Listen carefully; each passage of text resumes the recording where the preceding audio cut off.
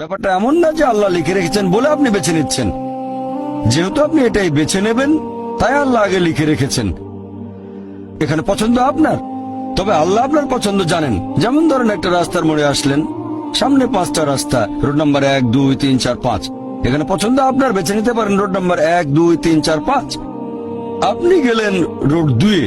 এটা আগে থেকেই লেখা আছে আপনার নিয়তিতে যে আপনি যাবেন 2 নম্বর রোডে। ব্যাপারটা এমন না যে আল্লাহ লিখেছেন বলে আপনি করছেন। যেহেতু আপনি এটাই বেছে নেবেন, তাই আল্লাহ আগে লিখে রেখেছেন। তাহলে পছন্দ আপনার। আপনি চাইলে টাকা উপার্জন করতে পারেন ভালো কাজের মাধ্যমে, হালাল উপায়ে, অথবা পারেন চুরি করে হারাম উপায়ে। পছন্দ আপনার। ধরেন চুরি করলেন, এটা আপনার সিদ্ধান্ত। তবে আল্লাহ আগে থেকে জানেন যে এই লোকটা সহজে টাকা পেতে চায়, তাই চুরি করবে।